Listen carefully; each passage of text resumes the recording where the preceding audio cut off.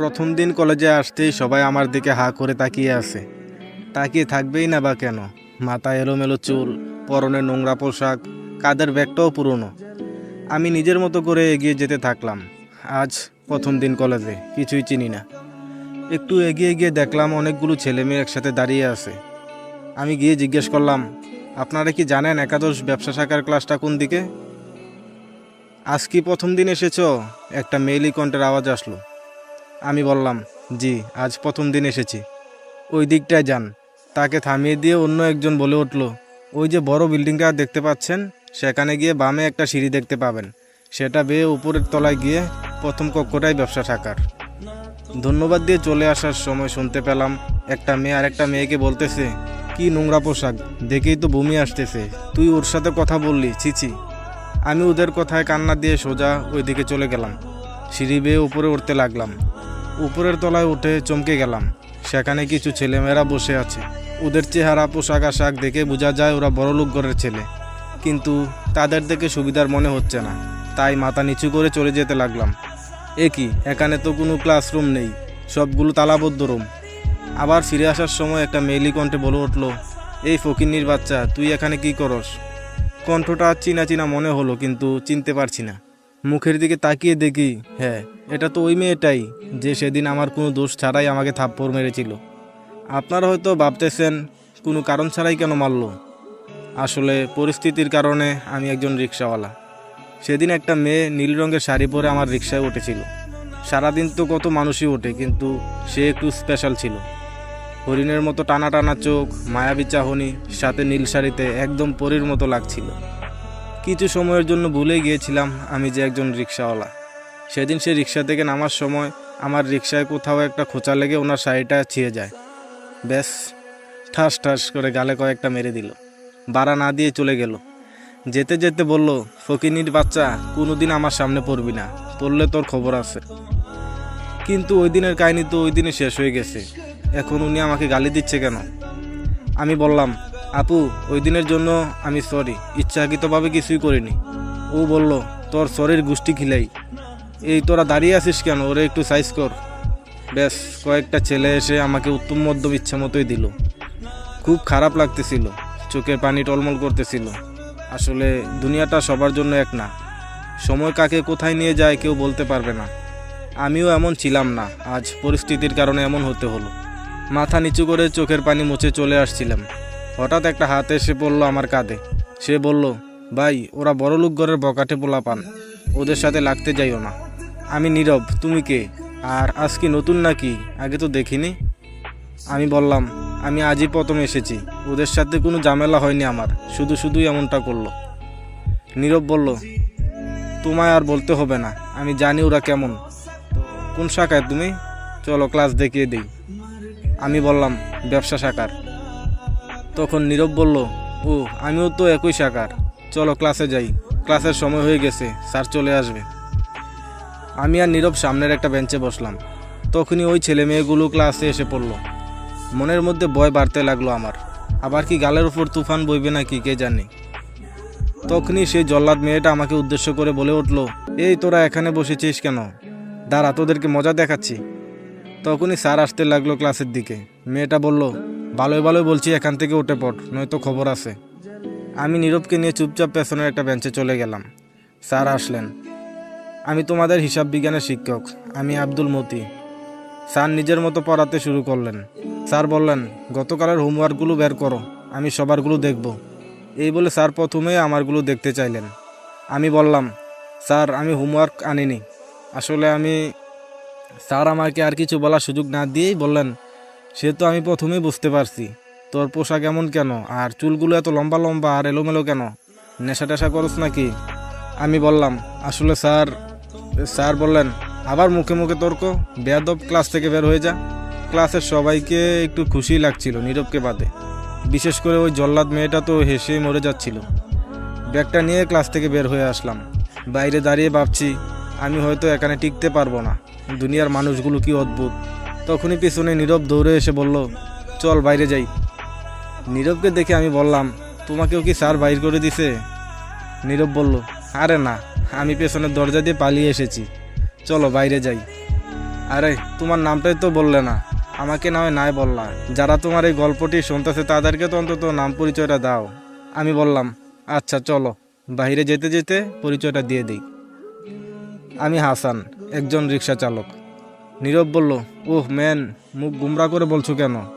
কাজ তো কাজই, পরে বলো তোমার ফ্যামিলিতে কে কে আছে? আমি বললাম একটা সময় তো সবাই ছিল, এখন কেউ নেই। নীরব বলে, চিন্তা করো না, এখন থেকে আমি আছি, আর তুমি তুমি করা বাদ দে, এখন থেকে আমরা দুজন বন্ধু। আমি বললাম তোমার পরিচয়টাও দাও। নীরব বলল, আবার তুমি? আমি নীরব, এই এলাকার চেয়ারম্যানের ছেলে, কোনো সমস্যা হলে আমাকে বলবি, আর ওই তন্নির থেকে দূরত্ব বজায় রেখে চলবি, খুব ডেঞ্জারাস মেয়ে ও। আমি বললাম তন্নিটাকে? ও বলল, এসেই জামালা পাকাইলি আর চিনতে পারলি না? আমি বললাম ওই জল্লাদ মেয়েটা? নীরব বলল, হ্যাঁ, আর এই কথা বলেও ওর সামনে বলিস না, তাহলে জানে মেরে ফেলবে। তারপর আমি বললাম, নীরব আমি যাই, আজকে খুব ক্লান্ত লাগছে রে। নীরব বলল, আচ্ছা সাবধানে যা। এই ফাঁকে তন্নির পরিচয়টা দিয়ে দিই। তন্নি এই এলাকার ব্যবসায়ী শফিকুল চৌধুরীর একমাত্র মেয়ে, আর সেই সুবাদে কেউ কিছু বলতেও পারে না। দেখতে মাশাআল্লাহ, কিন্তু প্রচুর বদমেজাজি, আর গরিবদের একদমই সহ্য করতে পারে না। এই রোদের মধ্যে হাঁটতে হাঁটতে মাথা গরম হয়ে যাচ্ছে, দ্রুত বাসায় আসলাম। গোসল করে পাতিলে গিয়ে দেখি ভাতগুলো ভিজে গেছে। উফ শিট, যাওয়ার সময় পানি দিয়ে যেতে মনে ছিল না, কি আর করার, পানি দিয়ে ধুয়ে কাঁচামরিচ দিয়ে খেয়ে নিলাম। আমার জীবনটা এমন ছিল না। এই তো 4 মাস আগেও আমার সবই ছিল, কিন্তু এখন ভাবতে গেলে কান্না চলে আসে। একটা সিগারেট হাতে নিয়ে ভাবতে লাগলাম, কোথায় ছিলাম আর কোথায় এলাম। ভাবতে ভাবতে কখন যে ঘুমিয়ে পড়লাম টেরও পাইনি। উঠে তাড়াতাড়ি গ্যারেজে চলে গেলাম। চাচা কেমন আছেন? চাচা বললেন, ভালো আছি বাবা। ওইটা নিয়ে যাও, এখন থেকে তুমি ওইটাই চালাইবা, এটা নতুনের মতো, কোনো কিছু নষ্ট হবে না। আমি বললাম, কিন্তু চাচা বাড়তি টাকা কি করে দেব, আপনি তো জানেনই। চাচা বলল, কি যে বলো তুমি, আগে যা দিতা তাই দিবা। আমি বললাম আচ্ছা চাচা। তারপর রিক্সা নিয়ে বেরিয়ে পড়লাম। রাত 8টার মতো বাজে। যা হয়েছে আলহামদুলিল্লাহ, ঘরে চাল খাবার কিছুই নেই। রিক্সাটা তালা মেরে বাজার থেকে চাল মাছ আর কিছু তরকারি কিনে নিলাম। বাজার করে চলে আসার সময় একজন লোক বলল, রহমতপুরের দিকে যাবা? আমারও যখন ওদিকে যেতে হবে তাই তুলে নিলাম। রিক্সা থেকে নেমে যখন ভাড়া দিতে যাবে, তখন ওনার মুখের দিকে তাকিয়ে দেখি, আরে এটা তো মতি স্যার। যখন রিক্সা উঠেছিল অন্ধকারে চিনতে পারিনি। এই লোকটা সকালে আমায় কত অপমান করেছে ক্লাস ভর্তি মানুষের সামনে। এখন তিনি যদি জানতে পারেন আমি রিক্সা চালাই, তাহলে তো আরও কত অপমান সহ্য করতে হবে আল্লাহই ভালো জানেন। গামছা দিয়ে কোনো মতে মুখটা ডেকে ভাড়া নিয়ে চলে এলাম। চাচা এই যে গাড়ির ভিতরে রেখে আসলাম, আর এই নিন আপনার জমার টাকা। চাচা বললেন, বাবা কত চালক আইলো গেল, তোমার মতো মানুষ পাইলাম না। এই অল্প বয়সে কত কষ্ট করতেছ, আল্লাহ তোমার একদিন অনেক বড় বানাইব। আমি বললাম, চাচা দোয়া করেন, বড় মানুষ হতে চাই না, জীবনে একজন ভালো মানুষ হতে চাই। বাসায় আসতে আসতে রাত 9টা বাজে। ঘামে শরীর দিয়ে দুর্গন্ধ বের হচ্ছে। গোসল সেরে রান্নাটাও শেষ করলাম। বই নিয়ে একটু পড়তে শুরু করলাম। পড়তে মন বসছে না, শুধু পুরনো দিনগুলোর কথা মনে পড়ে যাচ্ছে বারবার। না, এসব ভাবলে চলবে না, আমাকে অনেক বড় হতে হবে। 12টার দিকে খেয়ে দিয়ে শুয়ে পড়লাম। কোথায় যেন গান বাজছে, ঘুম ভালোবাসি রে, আমি ঘুম ভালোবাসি রে। আরে হুদাই এত রাতে ঘুম ভালোবাসলে ঘুমাস না কেন ভাই তোরা? হুদাই বাকি মানুষের ঘুমের 12টা বাজাইতাছস। ফজরের আজান শুনে ঘুম ভাঙলো। অজু করে নামাজ আদায় করলাম। সকালবেলার শীতল বাতাসটা খুব ভালো লাগছে।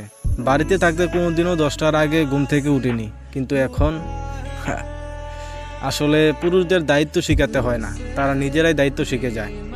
8টার দিকে নীরবের ফোন আসলো, বলল, বন্ধু তাড়াতাড়ি চলে আসিস, আমি 9টায় তোর জন্য আমতলায় অপেক্ষা করব। আমি বললাম, এত তাড়াতাড়ি কেন, ক্লাস তো 10টা থেকে। ও বলল, তোর সাথে আমার বন্ধুদের পরিচয় করিয়ে দিব। আমি বললাম আচ্ছা ঠিক আছে। বাসায় গিয়ে বই নিয়ে বসলাম। যথাসময় আমতলায় গিয়ে দেখি নীরব তার বন্ধুদের নিয়ে দাঁড়িয়ে আছে। রাকিব, শিমুল, এবাদুল, আমিনুল, রিপন এক একজনের দিকে হাত দিয়ে ইশারা করে বলল। তারপর কলেজের দিকে চলে গেলাম। প্রথম ঘন্টায় মতি স্যার আজকে আর আগের মতো ব্যবহার করলেন না। পড়ালেখায় বরাবরই ভালো ছিলাম, তাই স্যারের দৃষ্টি আকর্ষণ করতে বেশি সময় লাগলো না। কালকে যেই স্যার আমায় এত অপমান করলো, আজ তিনি আমার প্রশংসা করতেছেন। তন্নি সহ্য হচ্ছিল না এই বিষয়টা। তন্নি মনে মনে বলল, এই ফকিন্নির বাচ্চাকে নিয়ে এত কিসের প্রশংসা। ঘন্টা শেষে স্যার বলল, একটু ছুটির পরে আমার সাথে দেখা করো। আমি বললাম, আচ্ছা স্যার। ক্লাস শেষে আমার পানির পিপাসা লাগছিল খুব। ক্যান্টিনের দিকে যাওয়ার জন্য বের হচ্ছিলাম। তখনই কোনো কিছুতে উষ্টাকে সোজা গিয়ে তন্নির গায়ের ওপর পড়লাম। আর তখনই এক হাতে আমার কলারটা চেপে ধরে ঠাস ঠাস কয়েকটা মারল। আর বলল, ফকিন্নি কোথাকার, মেয়ে দেখলে হুঁশ থাকে না, গায়ের ওপর পড়তে ইচ্ছে করে। তন্নির সাথের বন্ধুগুলো যে যেমন পারে হাত চালালো। পরে নীরব এসে পরিস্থিতি নিয়ন্ত্রণে আনলো। হেড স্যারের রুমে ডাকা হয়েছে আমাকে। যাওয়ার সময় দেখলাম তন্নি বন্ধুদের নিয়ে খুব উপভোগ করছে। তার মানে তাদের প্ল্যান ছিল এটা। হেড স্যার খুব শাসালেন আমায়। বললেন, নেক্সট টাইম এমন হলে কলেজ থেকে বের করে দিব। যদিও এখনই বের করে দিতে চাইছিলেন, কিন্তু মতি স্যারের রিকোয়েস্টে করেননি। মানুষটাকে দেখে অবাক হচ্ছি, কালকে এত অপমান করলো আর আজ। তন্নিকে বলতে ইচ্ছে করছে, আমি তোমার কি ক্ষতি করেছি, আমায় কেন এত অপমান করতেছো। নোটিশ এলো, সবার স্কুলের প্রধান শিক্ষক থেকে প্রত্যয়নপত্র এনে জমা দিতে 2 দিনের মধ্যে। বাকি ক্লাসগুলো শেষ করে মতি স্যারের কাছে গেলাম। বললাম, স্যার কিছু বলবেন? স্যার বললেন, কালকে আমি ভুল বুঝে তোমায় অপমান করেছিলাম, কিছু মনে করো না। আমি বললাম, না না, আপনি স্যার, আপনি অপমান করবেন, শাসন করবেন, তা তো আপনার অধিকার আছেই। স্যার বললেন, তবু আচ্ছা, তুমি রিক্সা চালাও কেন, তোমার কি বাবা নেই? তাহলে কি স্যার কাল রাতে আমাকে চিনে ফেলেছিল? বাবা নেই কথাটা শুনে বুকের মধ্যে মোচড় দিয়ে উঠল, চোখের মাঝে পানি টলমল করছিল। স্যার বলল, আরে লজ্জা পাচ্ছ কেন, রিক্সা চালানো তো একটা কাজ নাকি? আমি তোমার প্রতি মুগ্ধ। তারপর বাসায় এসে খাওয়া দাওয়া করে একটু ঘুমিয়ে রিক্সা নিয়ে বের হলাম। এদিকে তন্নি বাসায় এসে গোসল সেরে ভাবতে লাগলো, রিক্সাওয়ালা ছেলেটাকে এত অপমান করা কি ঠিক হয়েছে? না, ঠিকই হয়েছে। আমার স্পষ্ট মনে আছে, ছোটবেলায় আন্টির সাথে ঘুরতে গিয়েছিলাম। তখন একটা রিক্সাওয়ালা আন্টির ফোন, টাকা পয়সা সব চুরি করে নিয়ে গিয়েছিল। তখন থেকেই এসব মানুষদের দেখলে ঘৃণা লাগে। মেসেজের শব্দে ফোনটা হাতে নিয়ে দেখে রাশেদ মেসেজ করেছে, হে বেবস, কি করো? তন্নি বলে, এই তো বাবু, শুয়ে আছি, তুমি কি করো? রাশেদ বলে, এই তো বসে আছি। এভাবে তন্নি আর রাশেদের মধ্যে মেসেজে কথা চলতে থাকে। তন্নির সাথে রাশেদের পরিচয় ফেসবুকের মাধ্যমে। যদিও সামনাসামনি কোনো দিন দেখা হয়নি, তবে ভিডিও কলে অনেক কথা বলেছে। রাত 11টা, পুরনো সিমটা বের করলাম। সেভ লিস্টে জলজল করে উঠছে প্রিয় মানুষদের নাম্বারগুলো। আমি কি আর তাদের প্রিয় মানুষ আছি? ইয়াসিনরে ফোন দিলাম, ভালো মন্দ কিছু জিজ্ঞেস করলাম, আবার সিমটা খুলে ফেললাম। সে জানতে চেয়েছিল কোথায় আছি, কেমন আছি। আমি কিছুই বলিনি। প্রত্যয়নপত্র আনতে সেই ঈশ্বরগঞ্জ যাওয়া লাগবে। ঠিক করলাম কালকেই যাব। পরদিন বাসের মধ্যে কানে ইয়ারফোন লাগিয়ে প্রিয় কিছু গান শুনতে লাগলাম। চোখের পানি আটকে রাখতে পারলাম না। পুরনো শহরে যতই যাচ্ছি, পুরনো কথাগুলো ততই মনে পড়ছে। বন্ধুদের নিয়ে যেই ব্রিজটাতে আড্ডা দিতাম, সেখানে গিয়ে একটা সিগারেট ধরিয়ে টানতে লাগলাম আর প্রিয় বন্ধুদের কথা মনে করতে লাগলাম। হঠাৎ পিছন থেকে কেউ একজন জড়িয়ে ধরল আর বলল, আমি জানতাম তুই একদিন আসবি। আমি পিছনে ফিরে দেখি, আরে এ তো ইয়াসিন। তাকেই তো ফোন দেওয়ার জন্য সিম বের করতেছিলাম, আর আমি তো তাকে আমি আসবো এই কথাটা বলিনি। তারপর আমি ইয়াসিনকে জিজ্ঞেস করি, তুই এখানে কি করিস এত রাতে? ইয়াসিন বলল, আমি জানতাম তুই একদিন এখানে আসবি, তাই আমি প্রতিদিনই এখানে তোর জন্য রাতে একবার হলেও আসতাম। বন্ধুর ভালোবাসা দেখে অবাক হয়ে গেলাম। আমাকে এত ভালোবাসে, নিজের অজান্তেই চোখ দিয়ে পানি বের হয়ে গেল। এমনও বন্ধুত্ব হয়, হবেই বা না কেন, সেই ছোট্টবেলার বন্ধুত্ব। একসাথে কত মানুষের গাছের ফল চুরি করে খেয়েছি, বিপদে আপদে সবসময় একজন আরেকজনের পাশে থেকেছি। আচ্ছা চল বাসায় যাই, পরে কথা হবে। তারপর ওর বাসার দিকে রওনা দিলাম। যেতে যেতে এলাকার খোঁজখবর নিলাম, ফ্রেশ হয়ে খাওয়া দাওয়া করলাম। তারপর বললাম, দোস্ত, বাবা মা কেমন আছে রে? ও বলল, আমি একদিন গিয়েছিলাম তোদের বাড়িতে তোর খোঁজ নিতে। ভাবছিলাম তোর নাম্বারটা আনবো, তোর পুরনো নাম্বার অফ ছিল তাই। আমি বললাম, পরে কি হলো? ও বলল, থাক বাদ দে। আমি বললাম, বল না কি হয়েছিল? ও বলল, তোর কথা জিজ্ঞেস করাতেই বলল, হাসান নামে এই বাড়িতে কেউ ছিল না আর থাকেও না। ওই বাড়িতে আর কেউই তোর নামটাও শুনতে চায় না। আমি বললাম, ও, এতটাই পর হয়ে গেলাম সবার কাছে। ও বলল, কাঁদিস না দোস্ত, একদিন সব ঠিক হয়ে যাবে। তোর কি খবর, কেমন চলছে সব? আমি বললাম, এই তো ভালোই। ও বলল, হঠাৎ করে আসলি যে, কোনো জরুরি দরকার আছে নাকি? আমি বললাম, হ্যাঁ, স্কুল থেকে প্রত্যয়নপত্র নিয়ে আবার কালকে সকালেই চলে যাব। দোস্ত, বাবা মাকে খুব দেখতে ইচ্ছে করছে রে। ও বলল, এখন কিভাবে যাবি? আর ওই বাড়ি থেকে তোকে এত অপমান করে তাড়িয়ে দিয়েছে, আবার তুই তাদের দেখতে চাস? আমি বললাম, দোস্ত এভাবে বলিস না, শত হলেও তো ওনারা আমার বাবা মা। তুই আমার জন্য দরজাটা খোলা রাখিস, আমি তাদের একটু দেখেই চলে আসব। ও বলল, পরে আবার নতুন ঝামেলা হবে। আমি বললাম, কিছু হবে না, সাবধানে থাকবো। বাড়ির সামনে যেতেই অদ্ভুত এক মায়া আমাকে টেনে ধরল। এই বাড়িটাই তো একসময় হাসি খুশিতে মাতিয়ে রাখতাম। হঠাৎ কুকুরটা জোরে জোরে চিৎকার করতে লাগলো। সামনে এগিয়ে গেলাম, চিৎকার বন্ধ করে দিল। তাহলে চিনতে পেরেছে আমায়। কিন্তু আমার বাবা মা, ফ্যামিলি তারাই তো ভুলে গেছে। এজন্যই হয়তো বলে, মানুষের চেয়ে কুকুরই ভালো। দেয়াল টপকে চলে গেলাম বাড়ির ভিতরে। বাবা মায়ের রুমে জানালা দিয়ে দেখলাম তারা ঘুমাচ্ছে। চোখে পানি চলে আসলো। মা জানি কেমন শুকিয়ে গেছে, চোখের নিচে কেমন দাগ হয়ে গেছে। মা তো, সন্তান যতই খারাপ হোক, মায়ের ভালোবাসা কোনোদিনও কমে না।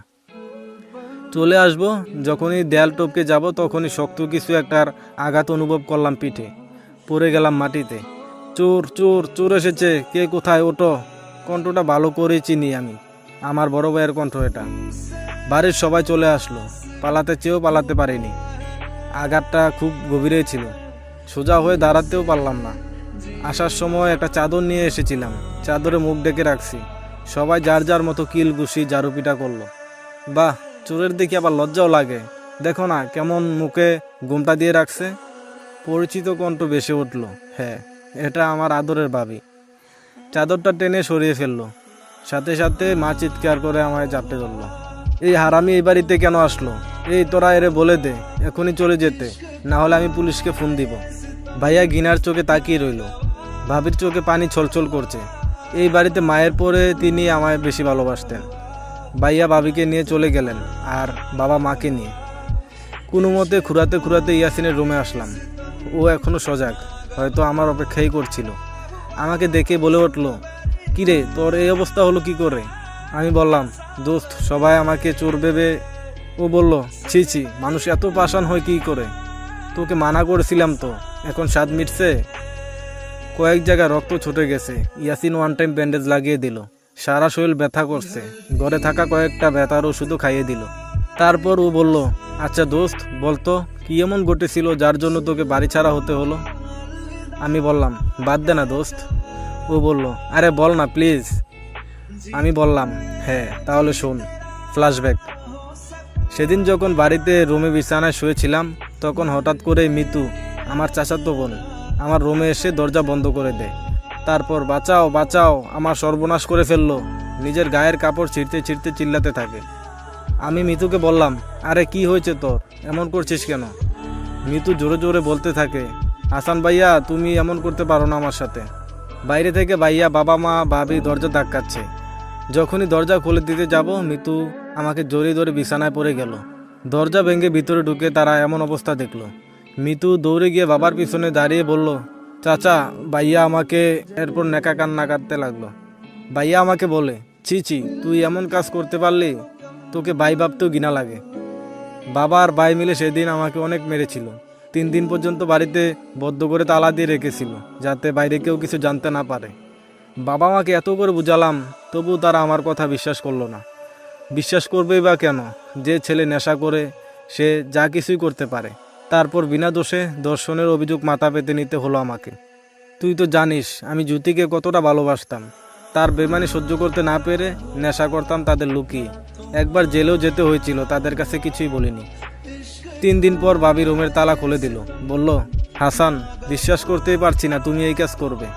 তোমার যদি ওকে এতটাই ভালো লাগতো তাহলে আমায় বলতে পারতে, আমি ওর সাথে তোমার বিয়ের ব্যবস্থা করে দিতাম। আমি বললাম, ভাবি, তুমিও আমাকে বিশ্বাস করতে পারছো না? ভাবি বলল, জানি না কি হয়েছে, তবে কেন জানি মনে হচ্ছে তোমার কোনো দোষ নেই। বাবা বলেছেন কাউকে না জানিয়ে বাড়ি থেকে চলে যেতে। উনি তোমাকে ত্যায্যপুত্র করেছেন। বুকের ভেতরটা সেদ করে উঠল কথাটা শুনে। আমি বললাম, ভাবি, তোমাকে একটা কথা বলবো। আমার মাথায় হাত রেখে বলো, কাউকে বলবে না। ভাবি আমার মাথায় হাত রেখে বলল, হ্যাঁ, বলবো না। আমার রুমে আগে থেকে একটা গোপন ক্যামেরা ছিল। মূলত এটা ছিল আমার রুমের সিকিউরিটি। সেখান থেকে ফুটেজটা ভাবিকে দেখালাম। ভাবি দেখে বলল, চলো বাবার কাছে গিয়ে সব দেখাই। আমি বললাম, না ভাবি, যাদের কাছে আমার কথার মূল্য নেই তাদের কাছে থেকে কি করব। ভাবি বলল, তাই বলে দর্শক হয়ে বাড়ি ছাড়বে? আমি বললাম, ভাবি, আমি মিতুকে সবসময় বোনের মতোই দেখতাম। এমনিতেও তো ওর নামে অনেক কথা রটে গেছে এতক্ষণে। আমি চাই না আর কিছু রটুক। তুমি আমায় কথা দিয়েছো গোপন রাখবে, তুমি তোমার কথা রাখবে। কিন্তু এই দর্শকের সাথে কিসের এত কথা? এখনই বের হয়ে যেতে বলো। পিছন থেকে ভাইয়ার রাগী গলার আওয়াজ ভেসে এলো। আমি ভালো করেই বুঝে গিয়েছিলাম এই বাড়িতে আমার কোনো মূল্য নেই। বর্তমান। ইয়াসিন বলল, এ কি, তোর চোখে পানি কেন? এত কিছু হয়ে গেল, তুই আমাকে কিছুই বললি না। আমি বললাম, বাদ দে না দোস্ত, যা কপালে ছিল তাই হয়েছে। ও বলল, আমি মিতুকে জিজ্ঞেস করব কেন সে এমন করলো তোর সাথে। আমি বললাম, থাক, যা হয়েছে বাদ দে, ঘুমা এখন। সকালে উঠে স্কুলে যাব, আর স্যারের সাথে দেখা করে 11টার বাসে চলে যাব। সকালে স্কুলে গেলাম, স্যারের সাথে কথা বলে বের হয়ে চলে আসছিলাম। তখনই মাঠের মধ্যে কতজন মেয়ে দাঁড়িয়ে রইল। তার মধ্যে একটা মায়াবী বেঈমান ছিল, যার কারণে আমার জীবন ধ্বংসের দিকে। আপনাদের কি ধারণা, কে হতে পারে? জ্যোতি নাকি মিতু? কমেন্টে জানিয়ে দিতে ভুলবেন না।